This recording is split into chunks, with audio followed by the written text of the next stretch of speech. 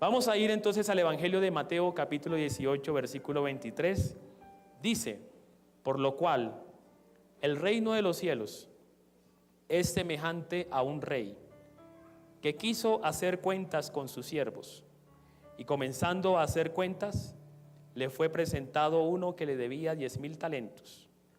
A este, como no pudo pagar, ordenó su señor venderle, y a su mujer e hijos, y todo lo que tenía, para que se le pagase la deuda.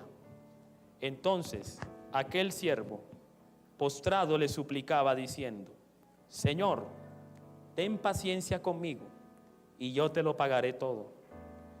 El señor de aquel siervo, movido a misericordia, le soltó, le perdonó la deuda.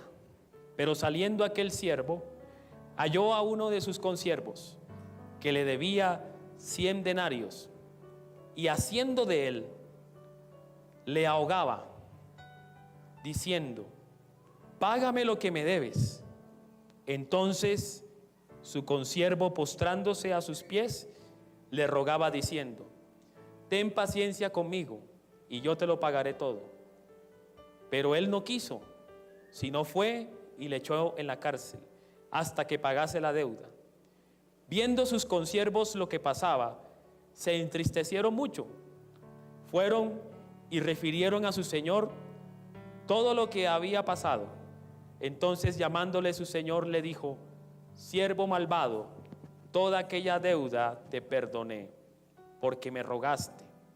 ¿No debías tú también tener misericordia de tu consiervo, como yo tuve misericordia de ti?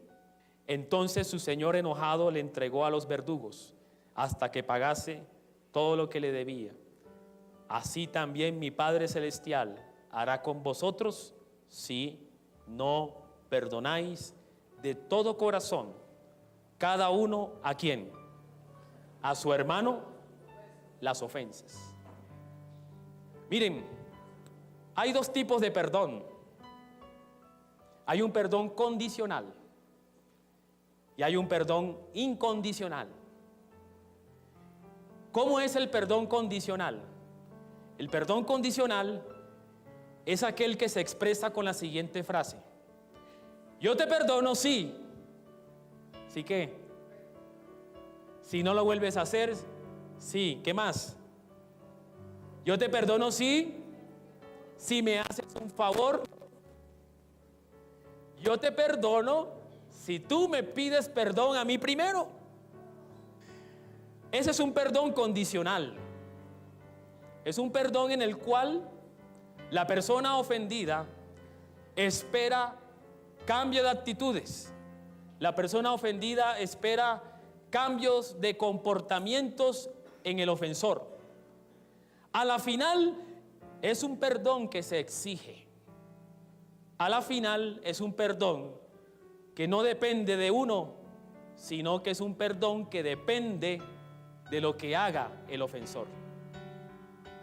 Cuando uno escucha en los medios de comunicación, lee la prensa o escucha la opinión pública acerca de lo que está pasando hoy en nuestro país, el tema del conflicto armado, el tema de los diálogos, el tema de la amnistía y de los indultos para los guerrilleros, y cuando viene el tema de las víctimas, se habla de perdón. Y uno escucha esos lenguajes. ¿Se perdona? Sí. Pero hay otro tipo de perdón, que es el perdón incondicional. ¿Cómo dije? Incondicional. ¿Qué quiere decir? Que no pone condiciones. Y para uno practicar este tipo de perdón sin condiciones, se requiere de una fuerza sobrenatural, de una fuerza sobrehumana, porque este tipo de perdón no es propiamente humano. Este tipo de perdón es un perdón propiamente divino, que viene de Dios. ¿Quién ofendió la voluntad de Dios? Nosotros. Llevábamos una vida según nuestro propio criterio, llevábamos una vida según nuestra propia voluntad, y en esa vida que llevamos ofendimos a muchos. Hicimos mucho daño a personas, a hijos, a familia, a esposo o a esposa. Pero la bendita gracia de Dios nos alcanzó. Se nos reveló en la obra de Jesucristo. Hubo alguien que nos habló de Jesucristo. Hubo alguien que nos predicó de Jesucristo. Hubo alguna forma o alguna manera como Dios usó cualquier cosa. Usó a una persona para decirnos que Él, a pesar de lo que somos, nos ama.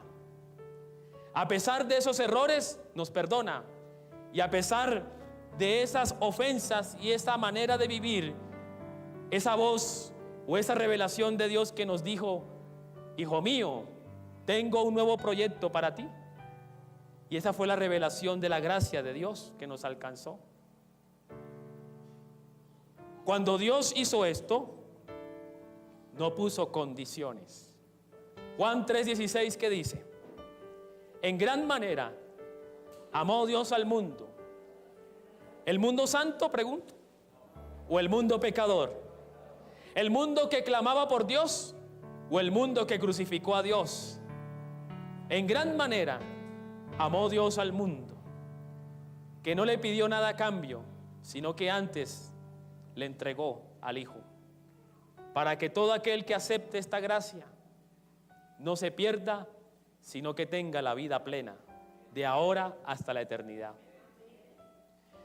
El perdón que habla acerca de la generosidad de aquel que ha sido ofendido y que no depende del arrepentimiento del victimario, sino que está en la sola potestad de aquel que ha sido ofendido.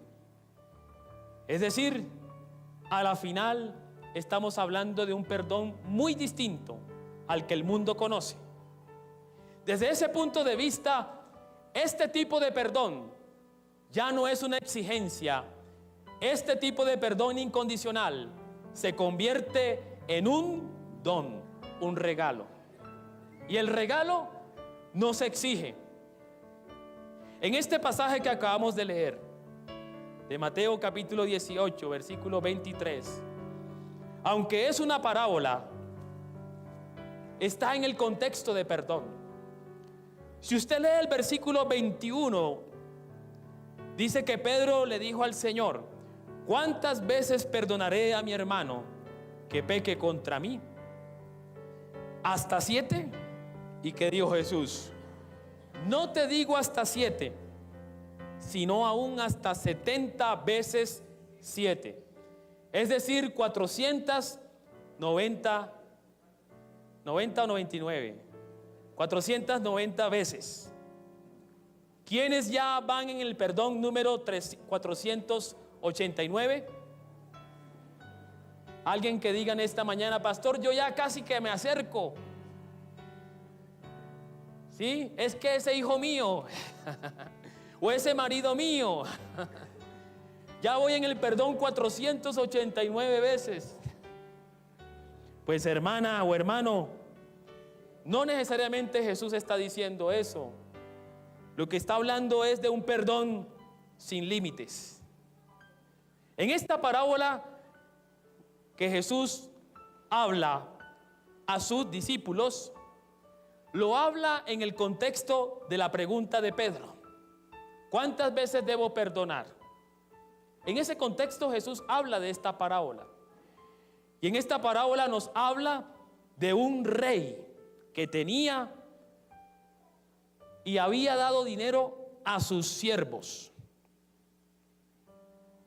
Y cuando comenzó a pedir cuentas, había un siervo que le debía ¿cuánto? 10,000 talentos. 10,000 talentos.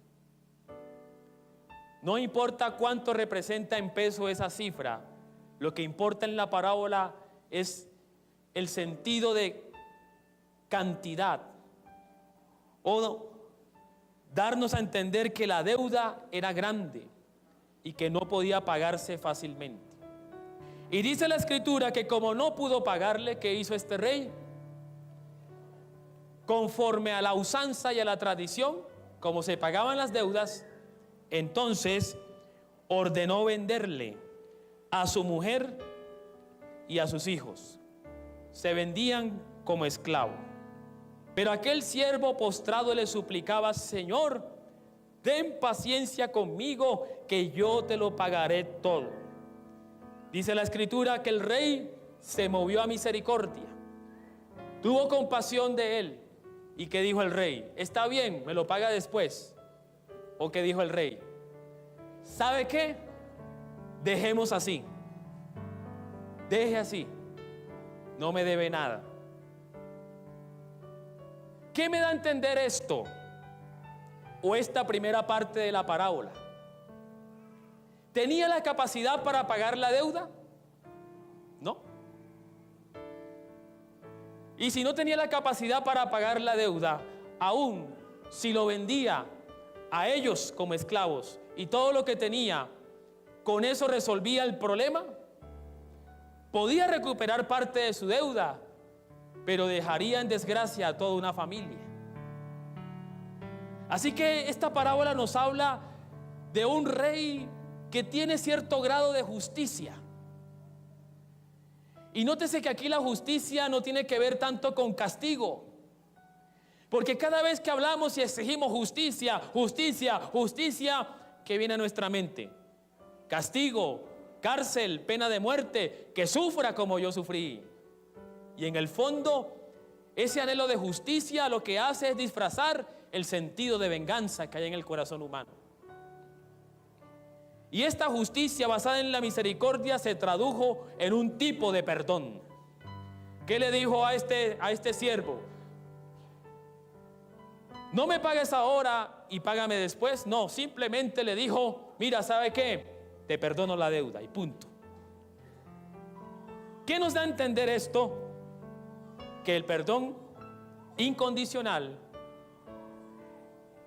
es un don que se otorga de manera libre y de manera voluntaria, y se otorga porque hay un sentido de misericordia. Jesús reconoció la ley de Moisés. La ley de Moisés es una ley retributiva. El que la hace la paga. Cada uno merece lo que hace. Cada uno debe pagar según el daño que ocasiona. Eso se llama justicia retributiva. Ya lo he explicado muchas veces en predicaciones anteriores. Pero la justicia que está aplicando Jesús es una justicia que no está apelando al castigo, a la pena o a la condenación. Está apelando ¿a qué? Al perdón. Y como fruto de este perdón está otorgando una nueva oportunidad para la vida de esta persona. Porque eso hace el perdón incondicional. Otorga nuevas oportunidades para esa persona. Lo que me da a entender entonces que el perdón incondicional no se enfoca tanto en el castigo, sino en la restauración, en poder abrir un nuevo espacio de oportunidades. Decirle al mundo que perdone de manera incondicional es algo que está fuera de tono, porque el mundo que no ha conocido a Cristo no conoce el significado de este perdón. Pero decirle a la iglesia de Cristo, ¿cuántos son de la iglesia de Cristo? Todos los que hemos creído en Él somos de su iglesia. Pero decirle a la iglesia de Cristo que estamos llamados a practicar el perdón incondicional es coherente, porque se supone que tú y yo somos testigos de ese perdón. En Mateo capítulo 6, versículo 12 al 15 voy a leer: y perdona nuestras deudas, como también nosotros perdonamos a nuestros deudores. Y no nos metas en tentación, mas líbranos del mal, porque tuyo es el reino, el poder y la gloria por los siglos de los siglos. Amén. Porque si perdonáis a los hombres sus ofensas, os perdonará también vosotros vuestro Padre Celestial. Pero si no perdonáis a los hombres sus ofensas, tampoco vuestro Padre perdonará vuestras ofensas. En otro pasaje, Marcos capítulo 11, versículo 25 al 26 dice: y cuando estéis orando, perdonad si tenéis algo contra alguno, para que también vuestro Padre que está en los cielos os perdone a vosotros vuestras ofensas. Porque si vosotros no perdonáis, tampoco vuestro Padre que está en los cielos os perdonará vuestras ofensas. Y ahí podemos leer en esos pasajes cómo el perdón de Dios está ligado al tipo de perdón que el cristiano ofrece a aquel que lo ofende. Hay una relación. A veces uno dice, no, es que yo ya le pedí perdón a Dios, o ya Dios me perdonó. Pero no nos damos cuenta que falta también establecer la relación de perdón con nuestro hermano, con nuestro semejante. A veces uno entiende la espiritualidad cristiana mirando para el cielo. ¿Será que eso es así? ¿Qué es el evangelio? Justamente es que este Dios que está en el cielo descendió y comenzó a caminar con los hombres y con las mujeres, con los necesitados, se relacionó, ¿sí? Y también otorgó el perdón allí entre ellos. La segunda parte de esta parábola nos está hablando de ese tipo de relación que hay en ese perdón incondicional que hemos recibido de parte del Señor y el perdón que nosotros deberíamos de ofrecer a nuestros semejantes. Vamos a la segunda parte de esta parábola. Una vez perdonada la deuda de este siervo, ¿qué hizo este siervo con otro que le debía? ¿Hizo lo mismo? Dice la escritura que este siervo halló a uno de sus consiervos. ¿Y cuánto le debía? 100 denarios. ¿Cuánto es el 10% de 10,000? 1,000. ¿Y el 1%? ¿Cuánto le debía el 1% respecto a la deuda que le fue perdonada? Pero ¿qué hizo este siervo con el consiervo que le debía 100? ¿Hizo lo mismo? Dice la escritura en otra versión, dice que lo tomó por el cuello y le dijo, págame lo que me debes. No lo dejaba ni respirar. Págame lo que me debes o te mato. Entonces el consiervo se postraba a los pies y le decía, ten paciencia conmigo, yo te lo pagaré todo. Pero ¿qué hizo este siervo? No quiso y le echó a la cárcel hasta que le pagase la deuda. ¿Tenía razón este siervo en hacer eso? ¿Era legal lo que hacía? Sí, era legal, porque eso establecía la ley. Estaba actuando conforme a la justicia ordinaria. Estaba actuando conforme a la justicia establecida. Y desde ese punto de vista se podría decir que estaba actuando en justicia. Pero desde el punto de vista de la justicia divina, no estaba actuando conforme a ella. Porque este siervo ya había recibido una gran oportunidad. Porque este siervo ya había recibido la gracia de su rey. Ya había recibido el perdón incondicional. Quiero decirles que esta parábola es un espejo de nosotros.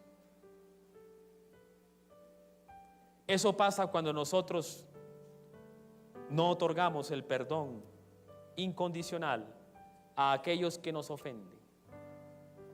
Para que el perdón incondicional de Dios se haga perfecto, ¿quién lo perfecciona? Se perfecciona cuando el creyente lo practica con su hermano. De lo contrario, no es un perdón inmensurable. Por eso, esa relación de estos pasajes cuando dice, perdona nuestras ofensas como nosotros le hemos perdonado. En otro pasaje, por ejemplo, de Lucas 6, 37 al 38 dice, no juzguéis y no seréis juzgados.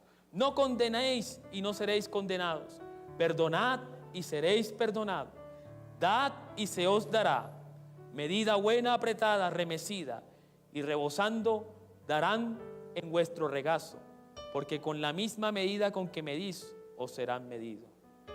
Y Efesios 4, 31, 32 dice, quítese de vosotros toda amargura, todo enojo, toda ira, toda gritería, toda maledicencia, toda malicia.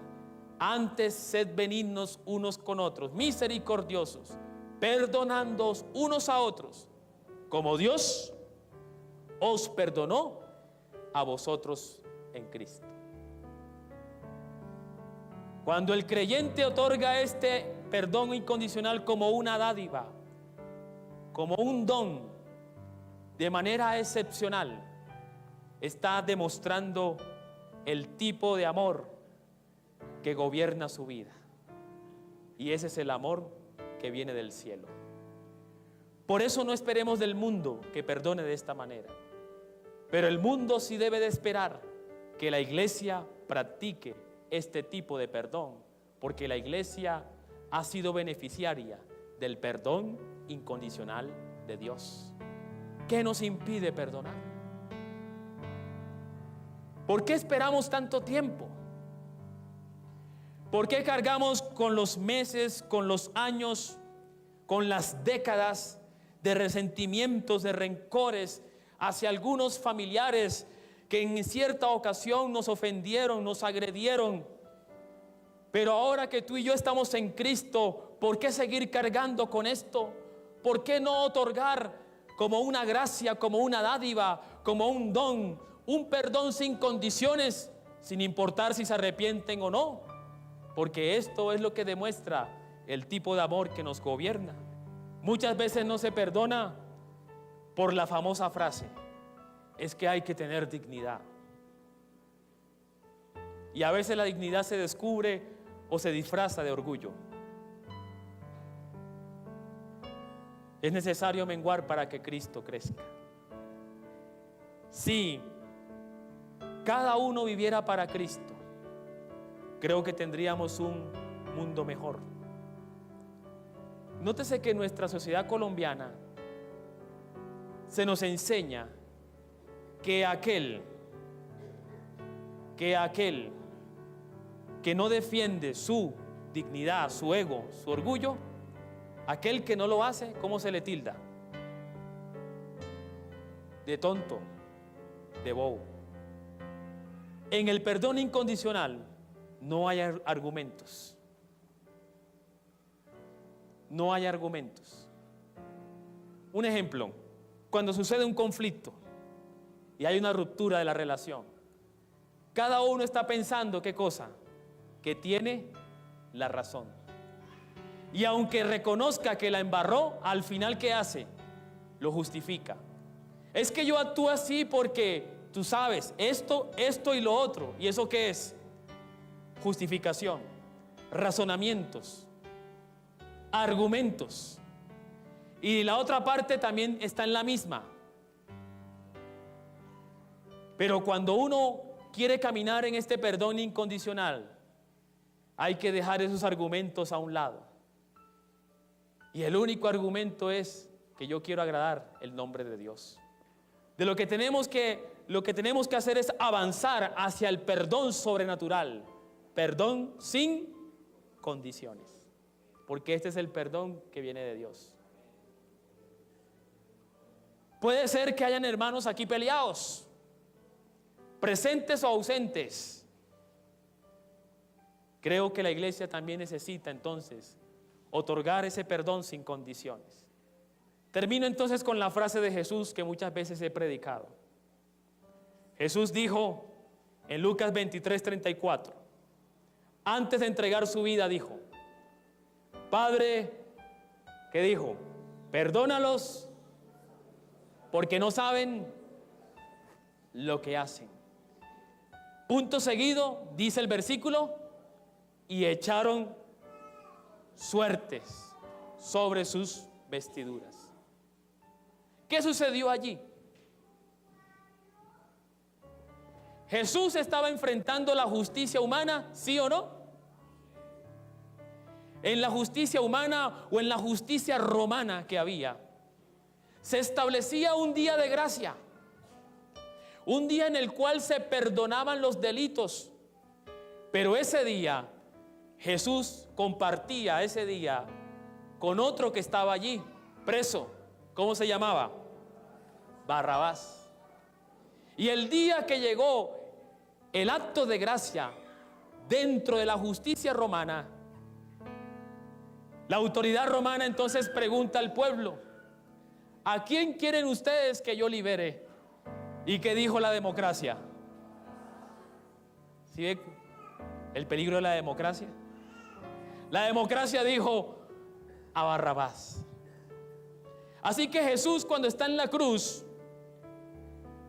desde el fuero romano, está siendo juzgado. No hay ningún delito en que Jesús esté en la cruz, porque están actuando conforme a la justicia romana. Así que Jesús, mientras estaba allí en la cruz, en sus últimos momentos, y miraba a la multitud, y miraba a los soldados romanos, ¿qué les dijo? Padre, porque a quien están matando no es al carpintero o al hijo del carpintero, a quien están matando es a Dios. Y Jesús, hijo de Dios, basado en su relación con Dios, ojo a esto, basado en su relación con Dios, otorgó un perdón para aquellos que la estaban crucificando. Pero Jesús dijo ahí en la cruz: Padre, perdónalos. Pregunto, ¿se arrepintieron? Ellos dijeron: no, tienes razón, Jesús, ven y te bajamos de la cruz. ¿Se arrepintieron? Dice, punto seguido, dice: y repartieron sus vestiduras. Es decir, continuaron con la crucifixión. Pero en cuanto a ti y en cuanto a mí, si perdonamos de manera incondicional, engrandecemos el nombre de Dios aquí en la tierra, y cortamos con las cadenas de venganza, y cortamos con las cadenas del mal, y cortamos con las cadenas del resentimiento, y cortamos con las cadenas del dolor. Eso pasa cuando hay un perdón incondicional. En el caso de Jesús en la cruz, en el caso de la mujer adúltera frente a Jesús, y en el caso de la deuda que se perdonó en esta parábola, hay algo en común, y es que parece ser que el perdón incondicional se otorga cuando ya se agotó,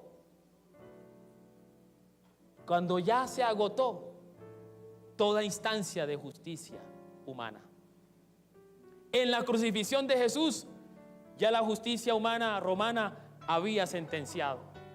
En el perdón de esta deuda, ese hombre ya no tenía con qué pagar. Y aún si lo metiera a la cárcel, no iba a recuperar su deuda.